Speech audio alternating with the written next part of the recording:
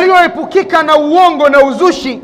Ndugu zangu katika imani, wema walioishi kabla yetu, ulimi waliuchukua tofauti kabisa na sisi vile ambavyo tunao leo.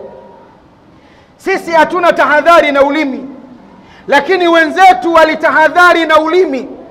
Abdillahi ibn Abbasi, radhi za Allah tabaraka wa taala ziwe pamoja naye pamoja na baba yake, anasema siku moja akiueleza ulimi, ayuha lisani, wewe ulimi, wewe uliye ndani ya mwili wangu, kwenye mdomo wangu, qul khairan taghnam, daiman, sema ukweli, utanufaika, utatajirika, utaokoka. Lakini kinyume na hivyo, au uskut an sharrin tusallam, au kaa kimya kutotamka ya shari ili upate salimika. Akasema Abdullah ibn Abbas, wa illa fa innaka satandam, ikiwa hutoweza sema ukweli, kheri, ukatajirika, ukaamua kukaa kimya kwa sababu huna kheri ya kusema ili upate salimika, ukiishi kinyume na mawili hayo utajuta, na majuto hayana nafasi mbele yake Allah tabaraka wa taala. Abdillahi Abu Bakar ibn al-Khattabi, radhi za Allah tabaraka wa taala ziwe pamoja naye, anasema hadha alladhi huwa aradna almawarid, ulimi ndio ambao umetusababishia kufanya yote tunayoyafanya, hamna kitu kingine. Ulimi ndio kiungo cha shari kilichopelekea kusababisha kwetu sisi kufanya yote ambayo tunayafanya. Hii ni kuonesha ndugu zangu, wema hawa waliutazamaje ulimi na waliuchukulia vipi, na ndio sababu Allah tabaraka wa taala akatutahadharisha mwishoni mwa hutuba yangu. Tunakaa kwenye vijiwe sana sisi. Akiamka asubuhi mtu hana furaha, kwanza ya kuanza kazi lazima akae kwenye kijiwe, kwenye jobless hapo, kwenye kahawa hapo patajadiliwa mambo yote ya siasa, patajadiliwa mambo yote ya mipira, patajadiliwa mambo yote ya habari za watu. Lakini Allah mtukufu 114 suratul Nisa anatuambia nini? Anatutahadharisha na lipi katika haya? Allah anasema la khaira fi kathirin min najwakum, hakuna kheri katika vikao vyenu vingi, jobless zenu nyingi, utesi wenu mwingi mnaofanya, hakuna kheri. Bali kheri ya kukaa kwenye vijiwe ipo ikiwa kijiwe hiko ambacho wewe umekikaa kinafanya moja kati ya mambo matatu. Ukikaa kwenye kijiwe hapo pakafanyika moja kati ya mambo haya, hicho kijiwe ni cha kheri, usikiache, usikikimbie, kishike barabara.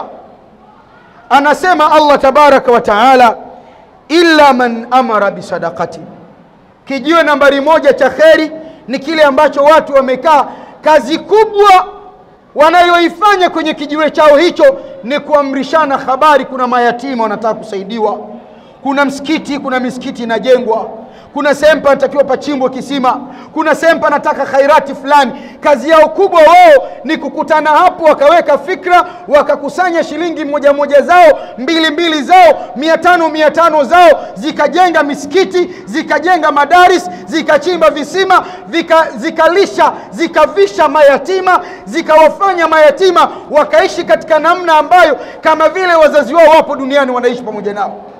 Kijiwe nambari moja hiki kikae, kina manufaa sana na wewe, kina faida na wewe, na bila shaka kijiwe hiki kitakupeleka kukufikisha katika radhi za Allah tabaraka wa taala. Akasema Allah subhanahu wa taala, au islahin baina nnas, au mtu amekaa kwenye kijiwe hapo walipokutana wao, kazi kubwa ni kusuluhisha watu wawili waliogombana, au familia ambayo ndani ina magomvi, au watu na mazingira yanayofanana na hayo.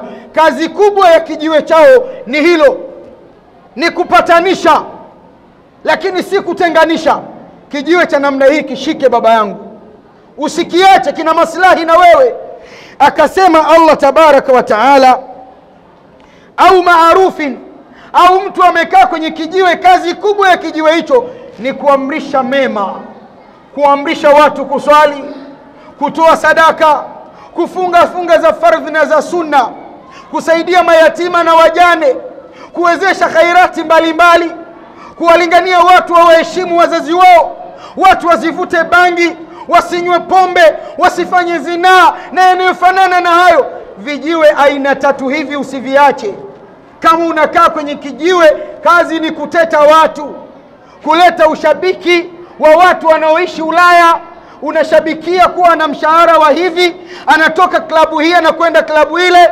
Leo hii unashabikia watu ambao wanafanya kazi ya siasa, ambao asilimia takriban 100 ni waongo kwenye maneno yao, ukapoteza muda katika mazingira hayo. Jua na tambua umekaa kwenye vijiwe ambavyo vinapeleka maafa makubwa katika ulimi wako, na huenda ikawa sababu ya wewe kuwa ni mwenye kuangamia kesho yaumul qiyama mbele yake Allah tabaraka wa taala. Ya Rabbi, tunakuomba utulinde na utuepushe na hayo. Na Allah subhanahu wa ta'ala akasema, waman yaf'al dhalika, na yeyote atakayekaa katika kijiwe ambacho chenyewe kinaamrisha kutoa sadaka au kinaamrisha mema au kinasuluhisha baina ya watu waliogombana, akakaa kwenye kijiwe hicho ibtighaan mardatillah, kwa lengo la kutafuta radhi za Allah subhanahu wa ta'ala na wala si kinyume cha hivyo, Allah anasema fasawfa nuhtihi ajran adhima, hakika mtu huyo sisi tutamlipa malipo yaliyo makubwa, malipo yaliyo mazito, yaliyo manono mbele yake Allah tabaraka wa taala. Mwisho Mtume Muhammadin sallallahu alaihi wa alihi wasallam akatutahadharisha katika namna bora ya kulinda ndimi zetu, ya kuchunga ndimi zetu na kuziweka katika mizani. Sisi wenyewe twaweza ziweka katika mizani ndimi zetu, tukajua zinapatia katika yale ambayo ndimi hizi zinatamka au tunakosea. Mtume sallallahu alaihi wa alihi wasallama akatuambia, waman kana yu'minu billahi wal yawmil akhir, na yeyote anayeamini, kumwamini Allah tabaraka wa taala na akaamini siku ya mwisho ipo, atalipo kwa anayoyatenda katika hii dunia, faliyakul khairan, basi siku zote katika kuishi kwake kwenye hii dunia aseme kheri. Hana kheri ya kusema awili yasmut, au akae kimya. Kukaa kimya ni bora na ni kheri kwake yeye. Ndugu zangu, tujilinde na kiungo hiki cha hatari, tujichunge na kiungo hiki cha hatari. Tuhakikishe tunayaimarisha maisha yetu, nyenendo zetu na ndimi zetu ambazo zaweza tupelekea kuwa ni wenye kuangamia mbele yake Allah tabaraka wa taala. Na daima tumuombe Allah subhanahu wa ta'ala, ambaye yeye ndiye muongozaji wa viumbe, ambaye yeye ndiye muongozaji wa viungo, ambaye yeye ndiye muwafikishaji wa mwanadamu kupatia kutenda kheri za kumwelekea yeye. Atulee malezi yaliyo mazuri, alee ndimi zetu malezi ya kumtaja yeye tu na si kinyume cha hivyo.